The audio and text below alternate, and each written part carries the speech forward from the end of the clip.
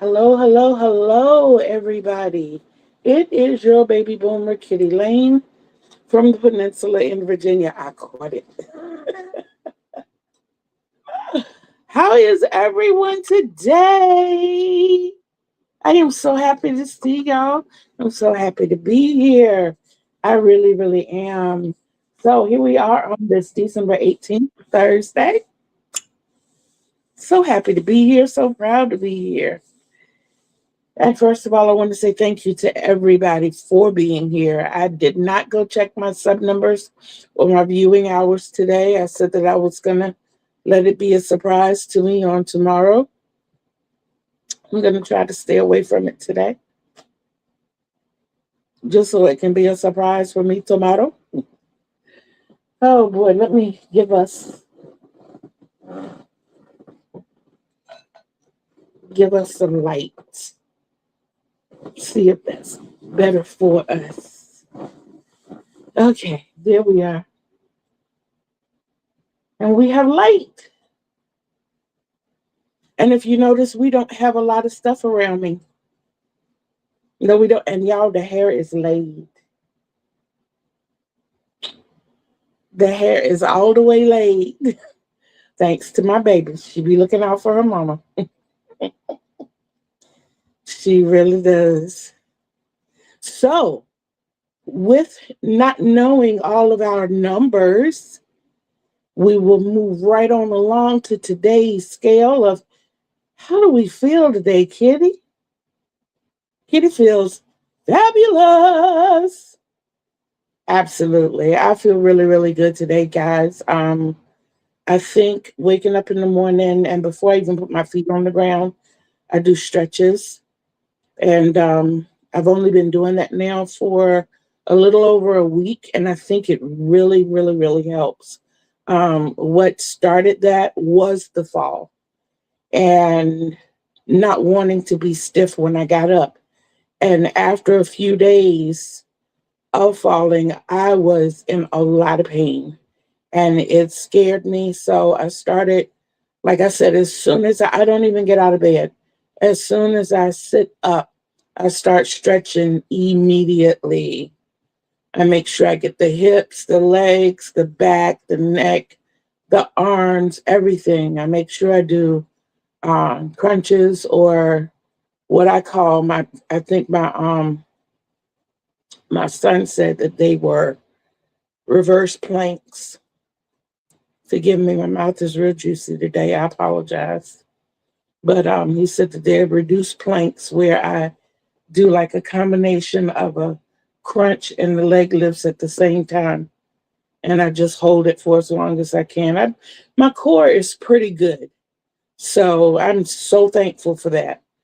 You know, I got a pretty tight core. So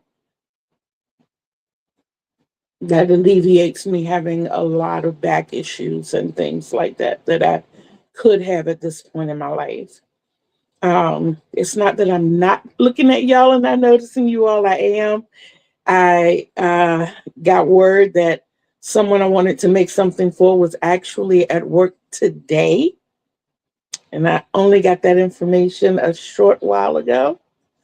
So this is actually one of the few things that I'm going to have to deliver without what I call the pre-treatment, which I usually wash and dry things before I gift them. So I have a little stack of to care for cards that well, actually pieces of paper that I give to people when I'm not able to go through that process, just to let them know what to do.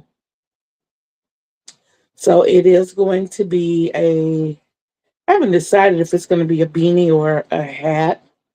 I really haven't. I mean, right now we're at that beanie point, but I don't know. I'll stop when I feel like it's done. But I do have two things to show you today. But before we get into that, tell me, first of all, how are you feeling today?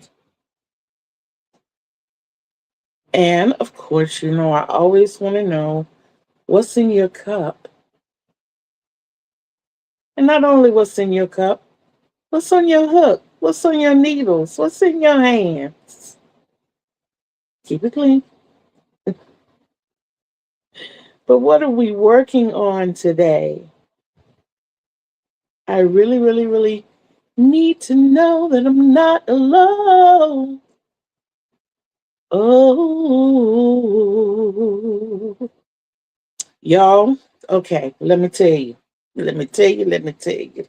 Y'all want some tea? I got some tea for you. It came in the form of a, I don't know if this was a nightmare or a dream. For those of you who don't know, I am 21 days smoke free. Y'all, every time I closed my eyes yesterday and last night, I dreamed about finding my cigarettes. I desperately needed to find my cigarettes while I was, I can't even say sleeping. I got to call it napping. Because every time I fell asleep, oh Lord, I'm like, let me get up and go get these cigarettes. But I didn't. I didn't. And it feels good when my troop tells me, I'm proud of you. I'm proud of you. I'm proud of you. So all of that makes me feel good. Hmm.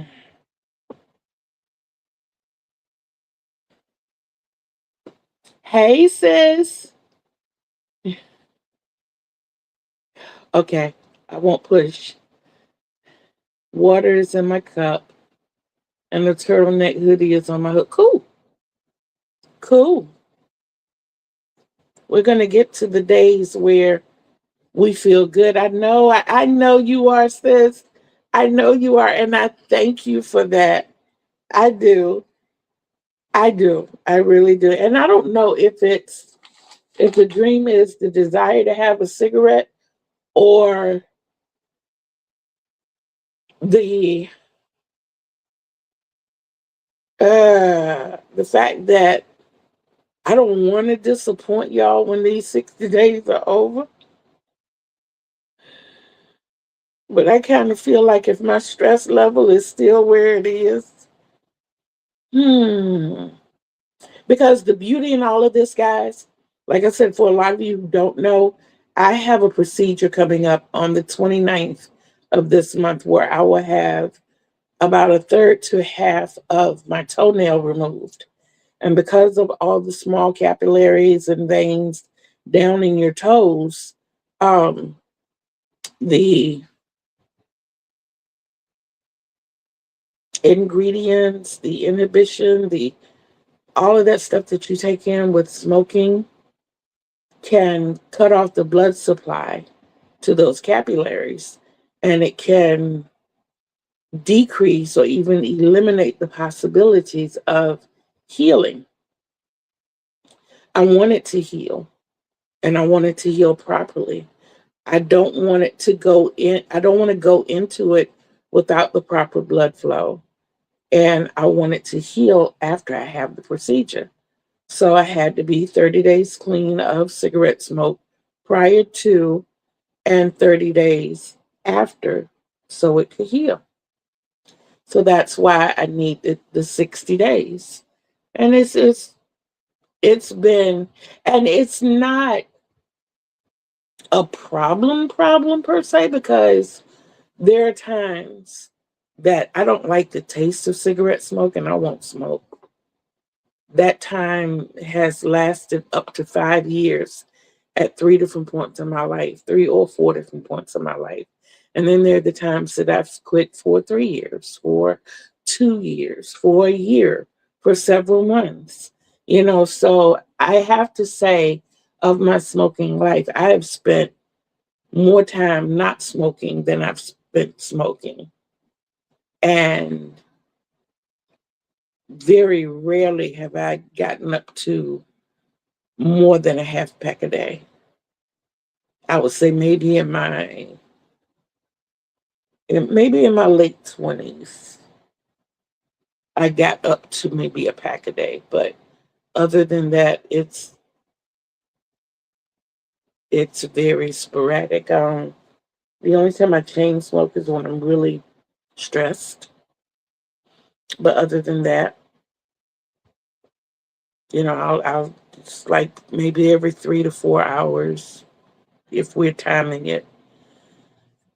But other than that, nope. So I'm looking forward to getting through that. Okay. So after talking to you all, I found out that some of you all like the question and answer sessions that we did. So I collected, gathered, came up with a list of 8 questions to ask you guys. Yay! So we're at the curiosities portion of our session today. So, question number 1: what is the largest project you've completed? The largest project you've completed. Mine is a toss up. I've done 3 king size blankets. I think they were probably the largest. One, well, 2 of them, all 3 of them covered California king size beds. No, I've done 4. I've done 4. One was purple and black, but it was more of a topper than a spread. The other 3 were actually spreads. They actually folded over the side. And yeah, a bedspread. Interesting. Was it a thread, Joan? Because I know you like thread. I don't.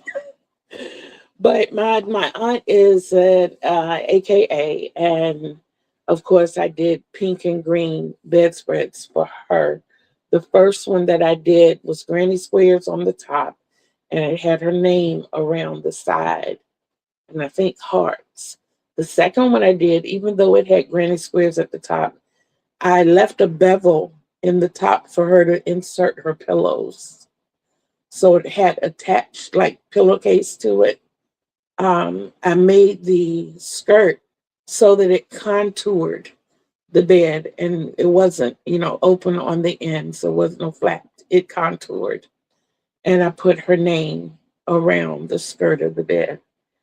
The other king size spread that I made was for one of my poetry brothers. He's also, I think he's retired from the military now. He's still associated, but technically retired. A very, very dynamic poet. If you remember, I used to tell you all about the times that I would get away. His house was like an Airbnb, and I'd give him a call and be like, "Bro, I need a few days," and he's like, "Come on, your room is clear. Thank you." So I would roll into town, and it's just a few hours away up in Woodbridge. And I'd roll into town. I'd secure my place in my room, set everything up like I wanted it, and immediately get on my phone and order my Walmart. And I never had to, you know, um, any kind of coffee you wanted was there. The refrigerator was always full, whatever kind of drinks you wanted. If you wanted juice, and he drank Simply Orange just like me. Always had bacon, whatever kind of bacon you wanted. He had the eggs, he had the eggland eggs if he preferred those. He always had bread, the different types of bread. I mean, the pantry and the refrigerator were full, but because of the way I was raised, I always thought to BB. I've been watching on the TV. I'm drinking water and working on the bean. And I don't know if mine. I don't know if mine is a beanie or a hat yet. I'm still working on it.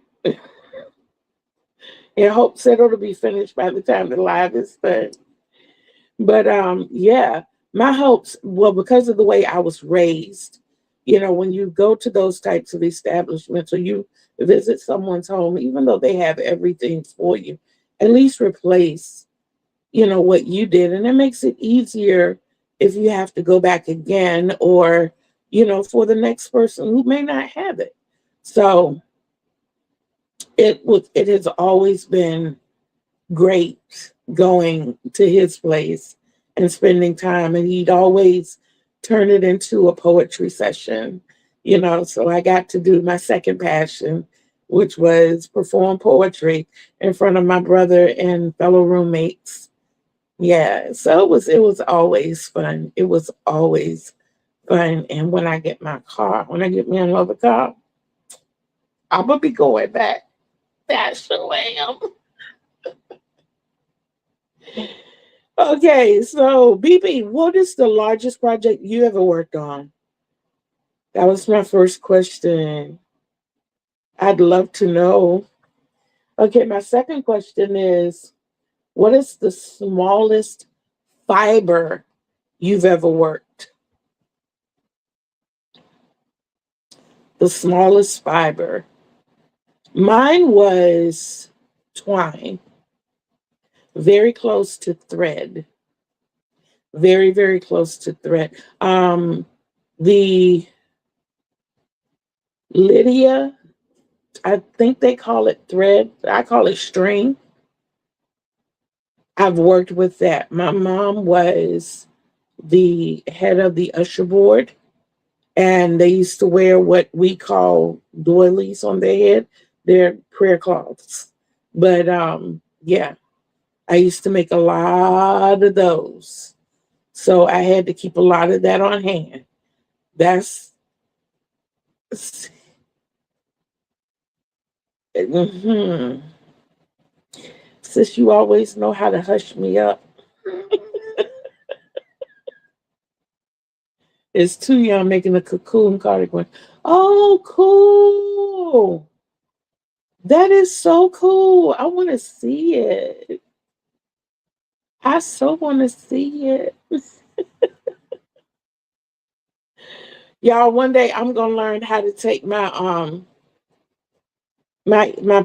pictures and put them up on the screen during the live. So when people send me pics, I can share them. Okay, wait a minute. One, two, three, one, two, three, one. I'm doing the waltz with this hat. Dun, dun, dun, dun, dun, dun, dun, dun, dun. Okay. So what about you, sis? What's the smallest fiber you've ever worked?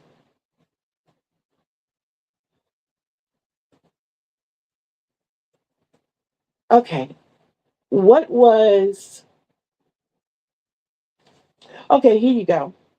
Do you consider yourself to be a designer or creator? And what I mean by that is, have you see, I told you you know how to hush me up, sis. Have you ever created your own stitches or put your own group of stitches together to come up with your own um, design element or your own, components, your own set?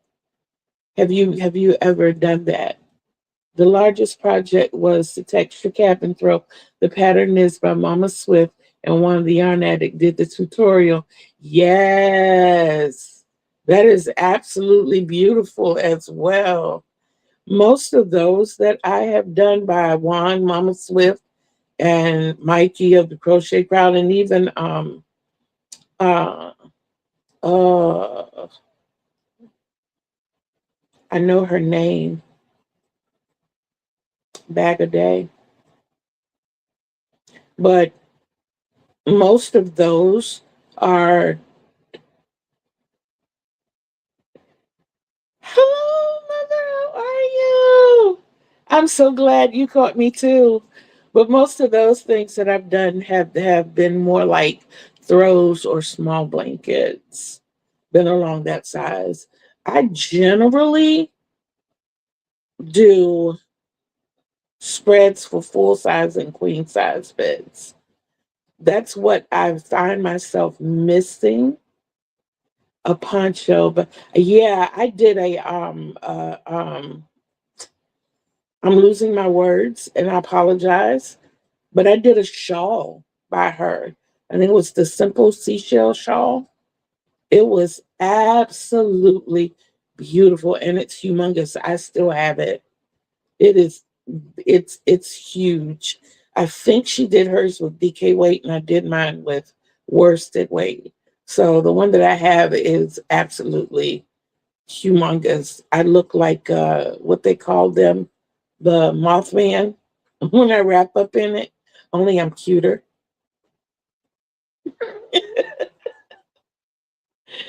I crocheted 10 scarves for all my kids' teachers and bus drivers for Christmas and got to send them to the school today. In other words, I'm looking for my next project. Okay, okay. Well, I'm going to finish these questions out and I might be able to help you with your next project. But let's get through these questions. We're good on our time. Okay. If you have created or designed something, what was the first project you created or designed?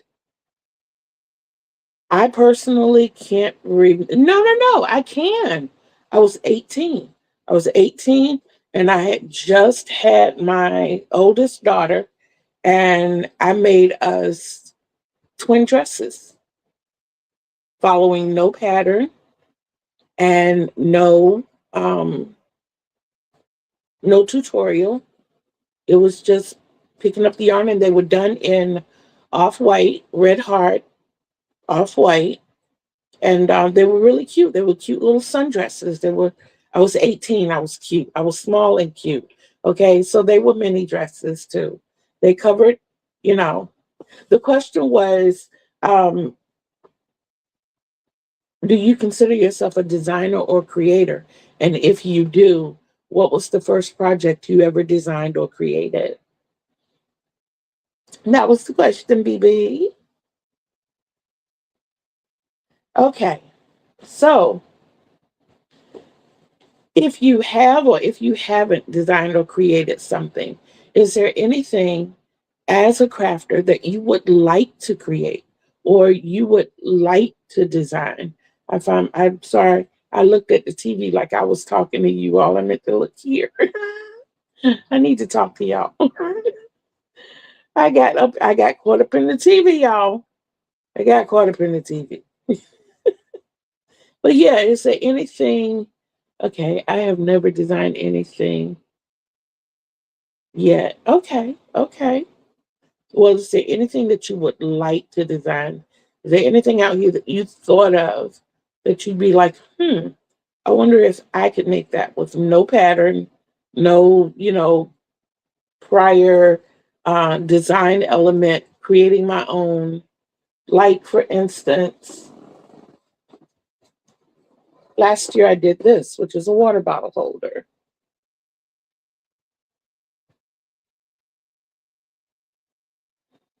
And I didn't follow any tutorial. I created the bottom, made the bottom thick. I double strand the bottom. And then I did double crochet up the sides. Had my water bottle handy so that I could measure as I went. Gave it a little bit of opening. Finished out the top with half double crochet. Made the strap.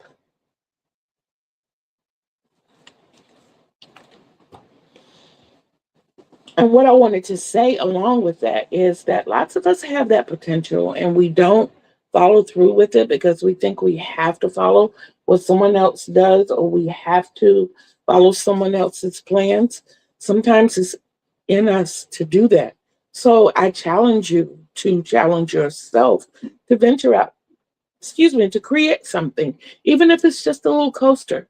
You can do like a little coaster set and you can choose whatever design, whatever shape, whatever stitch, whatever you want.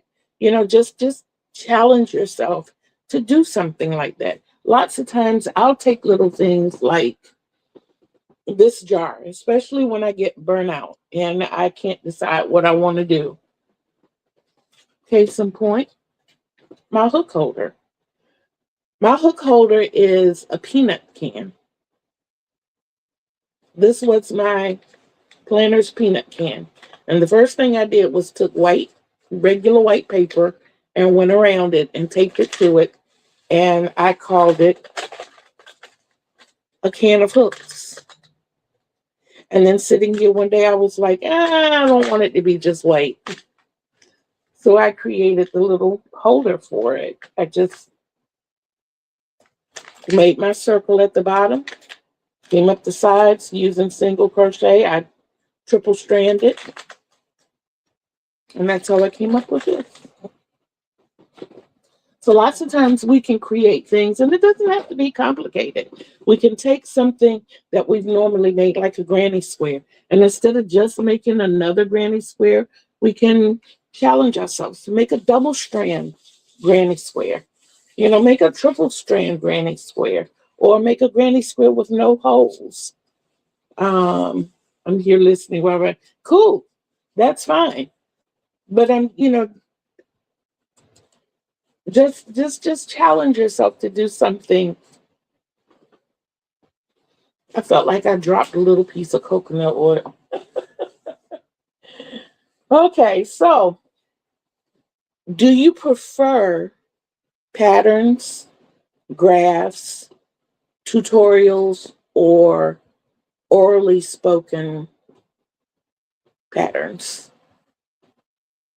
Like me, sometimes, depending on what it is, I can turn on the TV or turn on my phone, and I don't have to watch my phone. I can listen to what they're saying, and I can follow along and do it. Or tutorials, yeah. Tutorials are simpler. I'm a show me kind of girl as well. Generally, my learning skill is tell me, show me, let me do. And if I have any questions, I'll ask. That's my learn set. Everybody's is different. So don't ever feel bad or don't feel like you have to do it a certain way because somebody else has to do it.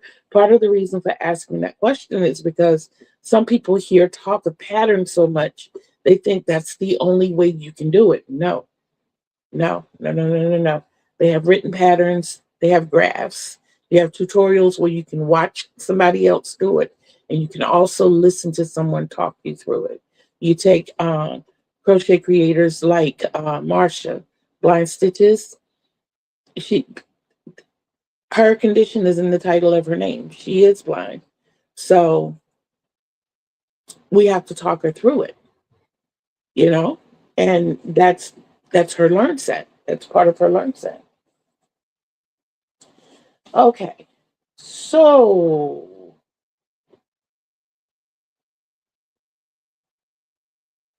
do you when you're making a big project,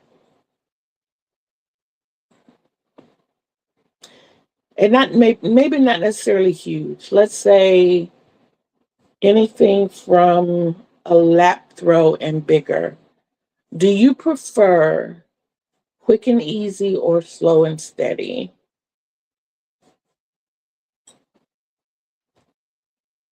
Do you prefer something that has only quick, simple stitches, or something that has a pattern that you need to count your way through and it's a complicated variation of stitches, or what some people call complicated? And while you're thinking about that and answering that, I want to stress something that's very, very important. Um, I generally don't like to use the terms beginner, intermediate, advanced because I've been crocheting for 57 years. January 6th will be 57 years. And there is so much that I have to learn. There's a lot that I've created that I've not released. There's some things that I've thought of that I've seen other people put out. There's nothing new in this field per se, but at the same time, we are all creatives. And just like I have a thought about something, I feel you 1,000%, baby. That's the other thing that I was getting to. But ultimately, I can't go into a situation thinking that I'm the only one who thought of this. I'm the only one, or feeling like my unspoken idea was stolen from me. If I never told anybody, then how does somebody else know? Did they jump in my dreams? you know, but I don't think that a lot of people in our community give other people credit for having the ability to think, on their own and quite possibly have the same idea.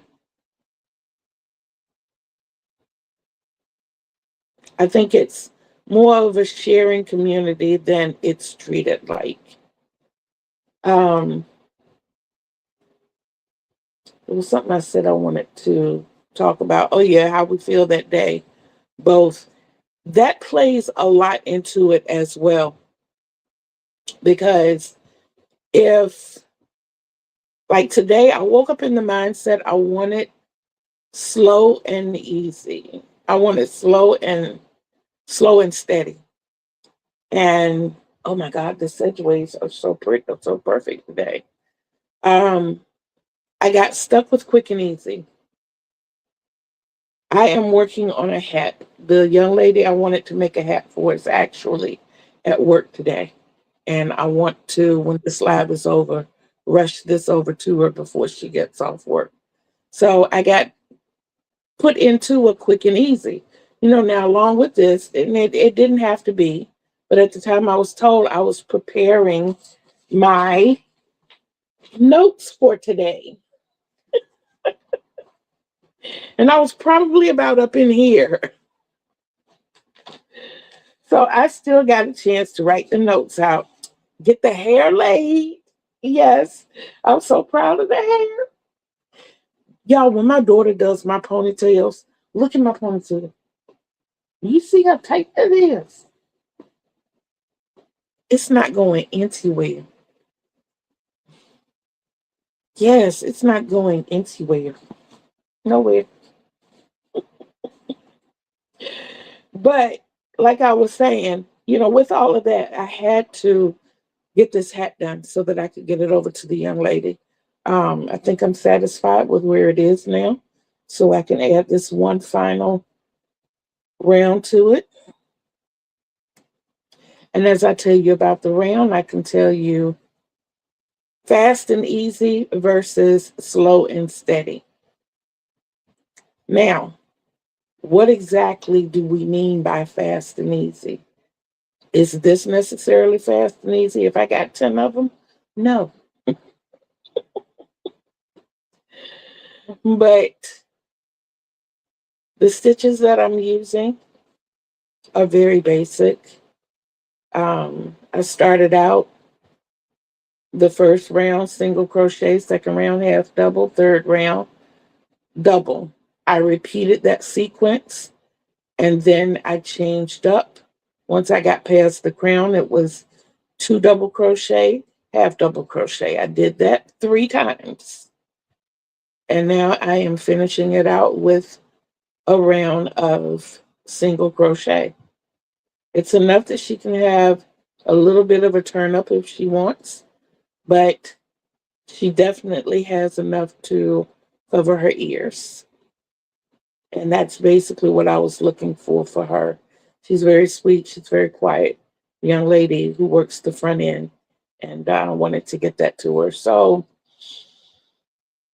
I think in all of my questions today, I was basically trying to get everyone to see that the way we view things is different because we're different. What's quick and easy for one person may be slow and steady for the next.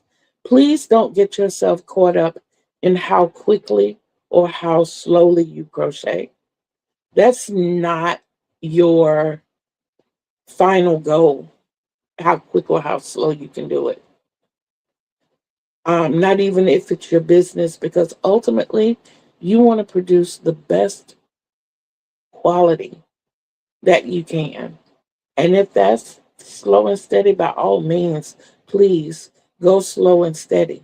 But don't compare that to what someone else is doing, to how quickly or slowly someone else is doing it. That's what you're doing is not their journey. That's your journey. So relish in the journey.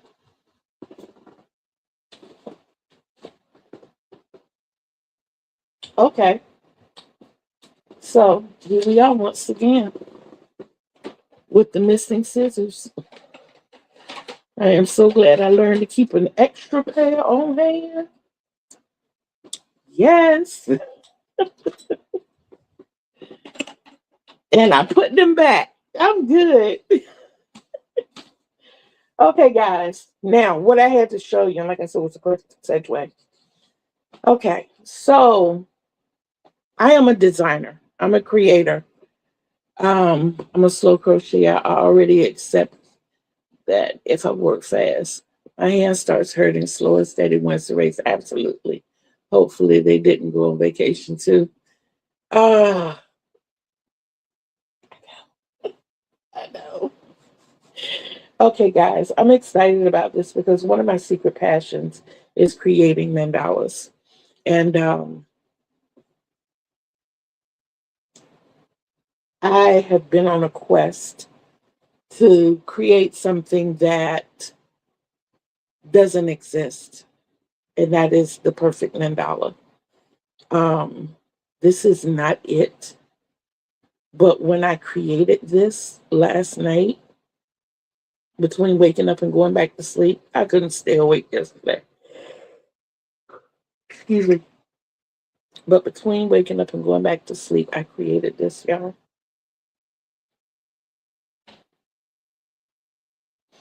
This is all me. This is all me. It is basically single crochets, half double crochets. This right here, what did I call this? I gave this a name.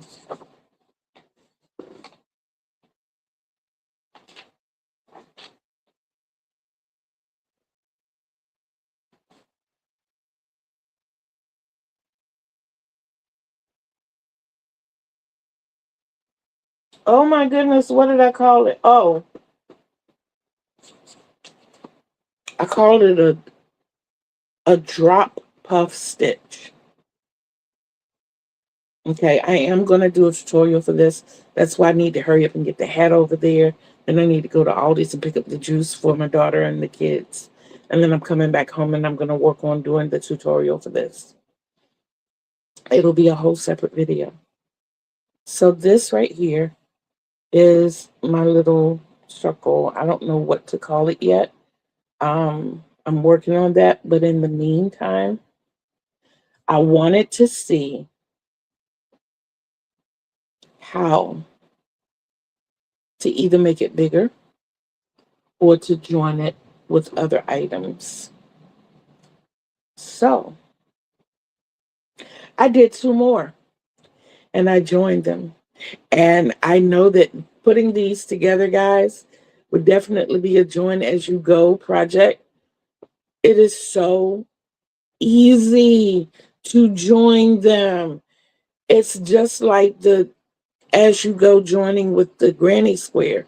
It's the same concept. You connect at these 2 points. And these can be turned into squares. I am going to be working on that part of it next. I am, sis. I'm trying to wrap my head around it. I'm trying to wrap my head around it.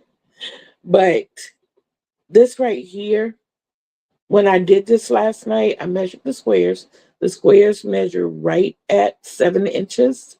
So if you're making, say if you want to do one for Boggy Creek, you can do 6 squares. You can do 6 by 6, which is 36 squares. You can do 6 by 7, which is uh, 42 squares, where it would be 42 by 49 in measurement. Um, what I'm thinking I want to do 63 squares, guys. I think I want this to be my birthday blanket for me. But I have come up with a different way, thanks to Tony and thanks to Nova Gnome. I have come up with a different way to do my squares. The reason I'm not going by temperature is because I did not expect the temperature variation to be as vast as it was. And I want to give the color options a fair chance. Those those temperature ranges went from 7 degrees to 86 degrees for December 2nd of each year dating back to 1963. That's that's huge. So, this 12 die thing, the 12-sided die, was an idea that came up. So I'm going to use that concept, but I'm not going to use the die. What I'm going to do is ask Google every day, starting on the 20th, which is in 2 days, so that I can go ahead and get my 63 squares. Every day, I'm going to ask Google for a number between 1 and 12.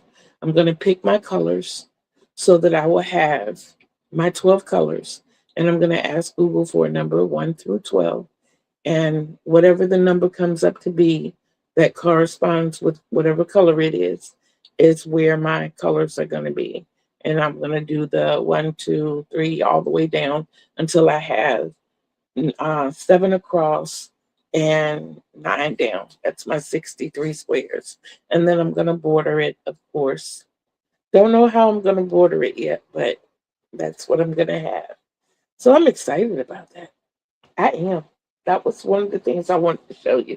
I also wanted to show you only one other whip. I'm only showing one other whip.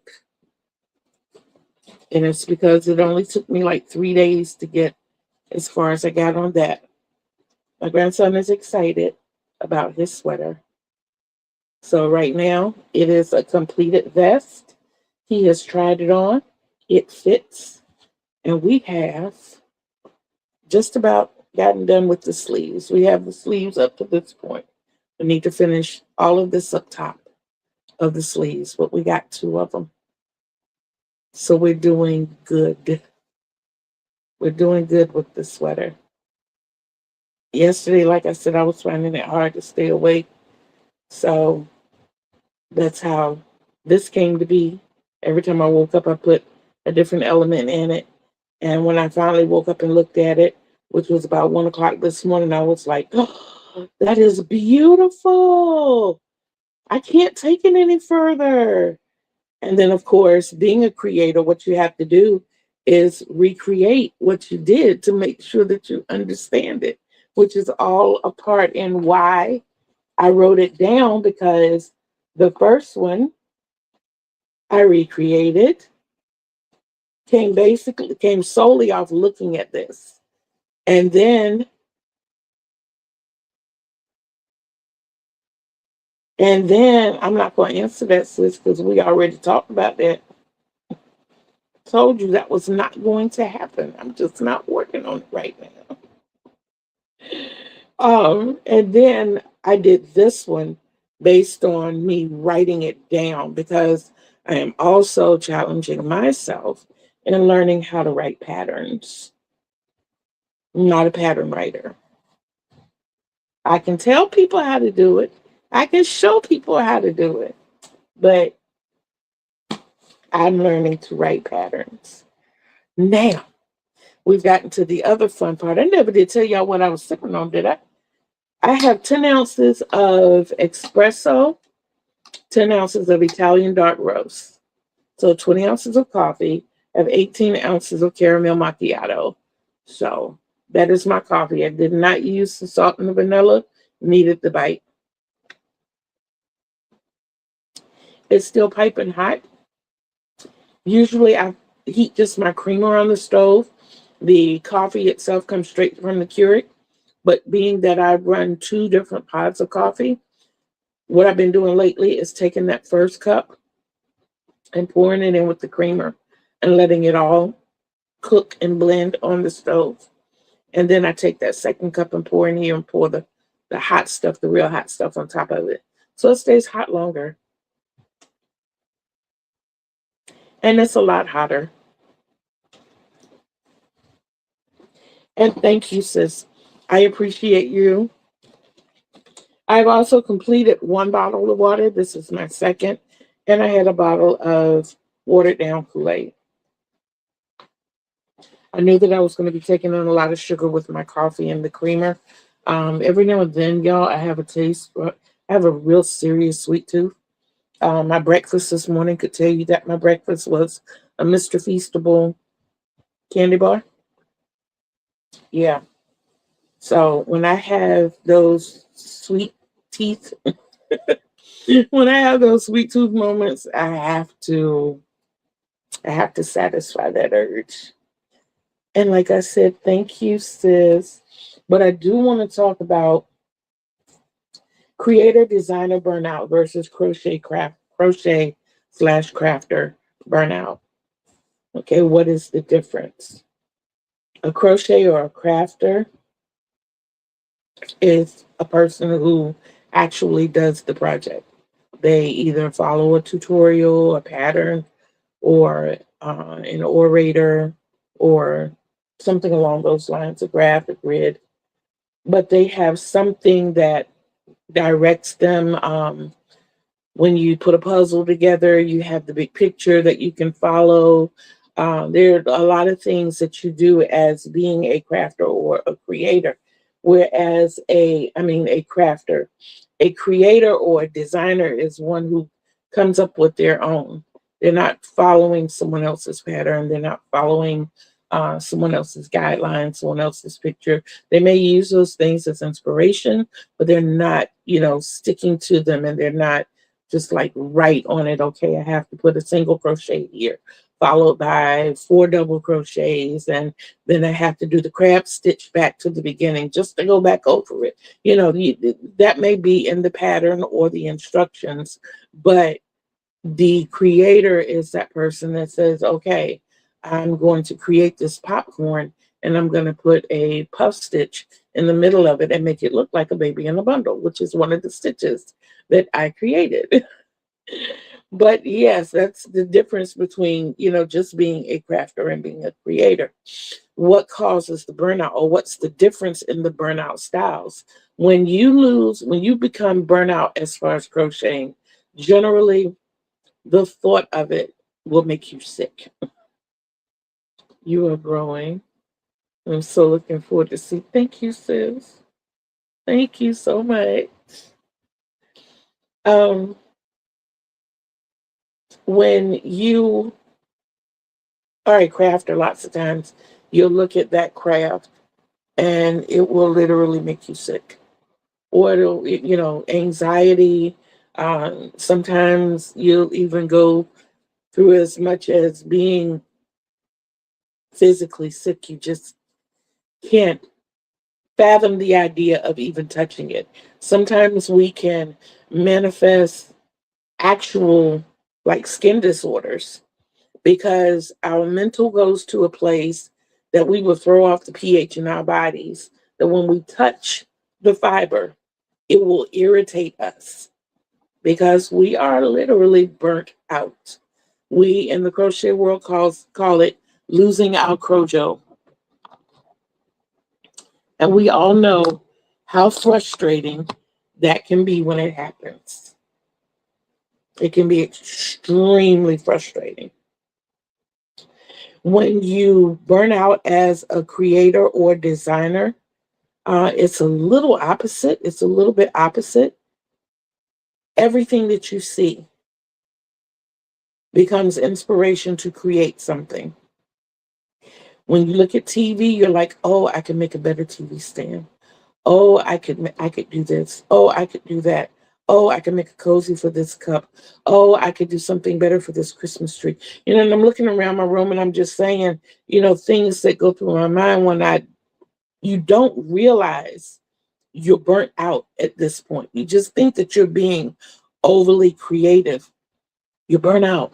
You're burnt out. You have exhausted sensibility at that point, and you're just reaching and going for anything. Another thing that happens is that we suffer from serious startitis. Instead of finishing something, thank God I finished this ad. Instead of finishing something, we will go and start something else. And we'll have, before you know it, 100 whips, things that we've started. Now, what you have to be careful with that is, as a creator, lots of times we dream about things. We dream about designs or creations. And if we don't write those things down or start them or make a swatch or whatever right away, we will lose it. We will lose it. Um, I sleep with notebooks. I sleep with yarn. I sleep with hooks. And sometimes when I get those aha moments, I have to wake up and address it right away. Yes, yes, absolutely. Um, if we allow ourselves to fall into um, those burnout moments, then several losses can happen. We can lose our commitment to the craft. We can lose our pleasure of the craft. We can lose our drive to do it. We can lose our joy in doing it. And those are things that we don't want to happen. Some of the symptoms or things to look for are not dreams, but nightmares. When you, like last night, when I was dreaming about, I had a nightmare about that cigarette. Every time I got up and went to where I knew the cigarettes were, they were not there. And I was tearing up in my dream. I was tearing up my room and my surroundings looking for this pack of cigarettes. And it was obsessive. So when your dreams get like that with your creations or you're creating and you see yourself obsessing in your dreams, that's when you um, realize that it's a nightmare. It's not a dream. This is a symptom of burnout.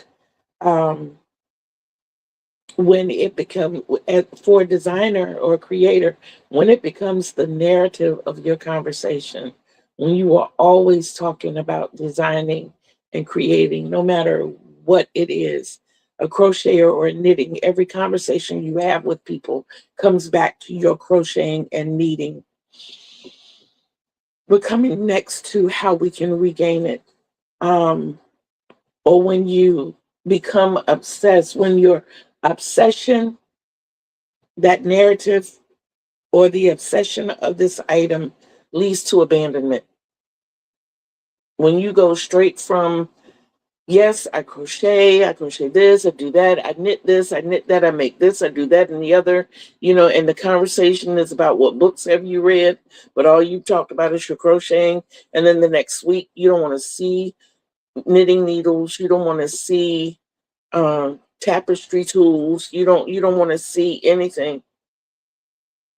You don't want to see anything.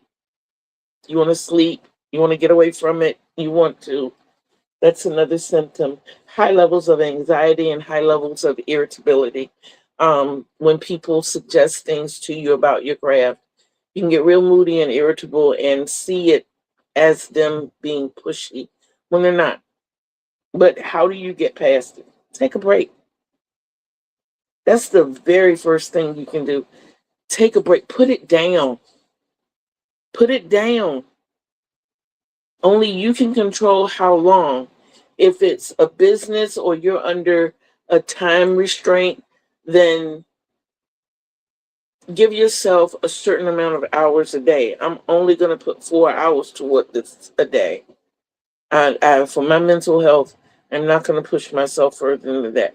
If you're a person like me who crochets all day long, then there are those days that it's not all over my bed. It's over there somewhere, and it's not coming on my bed today.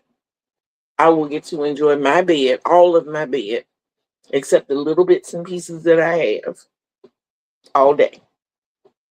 Another thing is, if you are a creative or you have these kind of, whatever you do, notebooks are so handy. Hey, hey, y'all forgive me. Hold on for a second, please.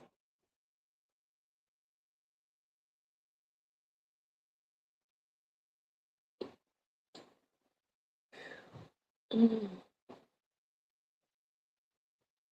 Notebooks are so handy. I'm okay, y'all. Um,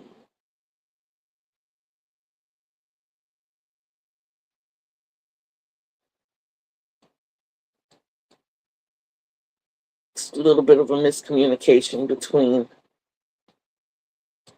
the nerves and the heart, but I'm good. I'm good. I'm good. Um, Notebooks are so good. Once you reach the age of, I would have to say 25. Most of the time I say 35, but it's getting younger. Our ideas are stellar. They mean a lot. We need to write them down. If you're a person that can hold on to an idea for a while, as soon as you can get to a notebook or tablet or something to write it down, do that. Get you a notebook just for that purpose. Um, one of my other fellow poets and I used to have notebooks that we called BS and things.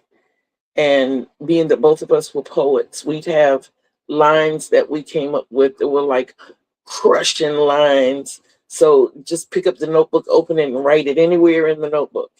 And then at some future point, you come back and you see that line, and you're like, that was dope, yes, and you go on and embellish that, or it's the same thing with an idea that you have as far as being a creative or a designer. As soon as you get it, draw it out, write it out, whatever you need to do, so that when you go back to it, you can say, I see where I was going here, and you can write it down. The other biggest thing besides taking a break, give yourself grace. Stop being so hard on yourself. Oh my God, I really don't have time to relax. Christmas is just 7 days away, and y'all, that's 7 whole days. 7 whole days. You got 3 hours worth of work as a slow crocheter left on the project, and you got 7 days to do it. 7 days. You got to come up with 3 hours in 7 days. You're not going to stress about that because I'm not going to let you. If it means that you have to, if it means that you have to just separate from it for a whole day, do that. Do that. John said send a care package instead. John, you have such a big heart. You do. You have such a big heart. And I love you for it. But yeah, those are the things that I wanted to talk to you about. That's why the questions were leaning more towards being a creator or a designer as opposed to a crafter. Um, there are people who design and create who are what some people call slow crocheters. I don't like to say that because I look at it like this. You either put out quality work or you don't. And whether you crochet fast or slow, if your work is not high quality, it doesn't matter.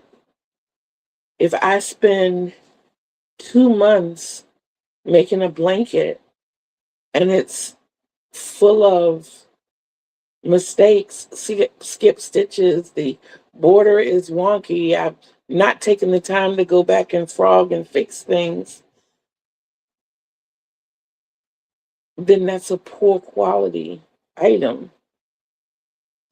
If I spend 2 days making the same size blanket, if I make a mistake, I catch it right away, I fix it before it gets out of hand, and um, you know, that would be that's a high quality product. So it doesn't matter whether it's fast or slow, however long you have taken to create it, it's the quality of it. Exactly, Joan. People would appreciate it whenever they receive it. Absolutely. Absolutely. And also outside of care packages, one thing I do is I'm in an area that is just the homeless population here is ridiculous. The homeless population here is ridiculous. And today we're looking at close to 60-degree weather. Yesterday it was 48. The day before that it was 28. And with that type of variation, we're going into winter. We do know that it's going to be cold. A lot of the blankets that I make, I gift to them. I take them right over to the fence and I hang it on the fence. And if it's not too cold, I'll sit on the porch and watch the blanket disappear. And it does my heart all the good in the world. It does. So, just keeping all of that in mind, whether you're a designer or a creator, or whether you're just a crafter, don't fall into the stereotypes of being a beginner or advanced, or being fast or slow. When you feel that you've reached your max point, take a break, step back, breathe. Okay, all right, I'll tackle this tomorrow. I've done enough for today. We'll get at it tomorrow. Give yourself grace, give yourself space, okay? That's because you have a I do in every sense of the word. Y'all, I have a heart condition. It's called hypertrophic obstructive cardiomyopathy. So what is that? It's a whole lot of big words. The left side of my heart is 5 times the size of the right. The right size is the normal size. Both sides beat according to the size of the heart. So they beat normal according to the size they are.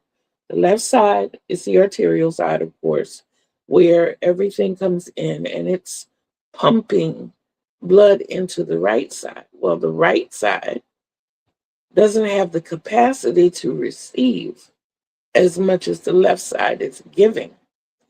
So the reason I have a pacemaker defibrillator is because it helps to regulate that heartbeat. What was happening is as the left side was pumping into the right side, the heartbeat would pause to try to catch up with itself. So I was having a series of mini heart attacks and nothing that was noticeable in the arteries or the veins. There were no blockages, none of that. Everything that was happening within the mechanics of the heart. When you look up heart attacks, it's not always the constrictive, tight chest, neck pain, hips, arms. It's not always that. It's not always clogged arteries and fatty filled veins. Sometimes it's in the mechanics of the heart. That's where mine was. Fortunately, I was in the hospital when I had one of the longest pauses I ever had, which was a 7-second pause. I'd been I was hospitalized on a Thursday. That Friday, they came rushing in my room, and I don't know what I thought. I was scared when I woke up and saw these nurses and doctors around. And they were asking me how I felt, what was going on. Did I feel lightheaded? Was I nauseous? Everything. They asking me all these questions. And I'm like, well, I was okay until I woke up and saw y'all in here. Now I'm scared. What's going on? And one of the nurses finally explained to me that my heart had been pausing the whole while I was there, the entire time. She says, we look back at your past records and realize this is a norm for you. She said, but the longest your heart had ever paused before was 3 seconds. You just had a 7-second pulse. Technically, you shouldn't even be here. We should have crash cart in here. Which I looked up and it was right outside the door. I know it's not funny. It's a defense mechanism for me. So please accept it as that. I'm not laughing at the situation. I'm laughing to get through it. Um, so we got the pacemaker defibrillator to help regulate things. But keep in mind, this side of my heart is like this. It's huge. It is huge. I mean, you compare it to the liver, this side of my heart is almost the size of my liver. Whereas this size is a half a fist big. It's a teeny weeny little thing like it's supposed to be. And when this works and it's pumping into that, this side is like, wait a minute, slow down. Wait, stop. And it's doing what it's supposed to do. And then this side trying to take it, it's like pouring 8 ounces of orange juice in your mouth at one time when you can only swallow 2 ounces at a time. That's what's going on in my chest. So every now and then I get flutters. And when I get those flutters, it immediately goes to the brain. And then my brain is sending the signal, hey, let's go to sleep. Or hey, let's just shut everything down. So when I say that my heart and my brain are having a little communication problem, then I just have to stop for a second. So that's the kind of pauses that y'all see me doing sometimes when I'm like, wait a minute, hold on. So I just wanted to explain it to you guys and let you know what's going on. But I'm okay. I'm okay. I'm used to this. I am. I just don't want anybody to get alarmed. But I've said so much, and I am going to run this hat over to my daughter is texting me like she has nothing better to do. But I'm gonna run this hat over next door and give her the instructions that go along with it. And then I'm gonna run and pick up my babies some juice. Yeah, that's right. I'm going out after that happens. 'Cause that's life. I can't stop because it doesn't stop. I can't. Y'all know. But anyway, as I always tell you all guys, please remember to be bold, be brave, be beautiful, and behave. Remember, Kitty Lane told you. Remember, Kitty Lane loves you. So until we see each other again on these YouTube streets, peace out, everybody.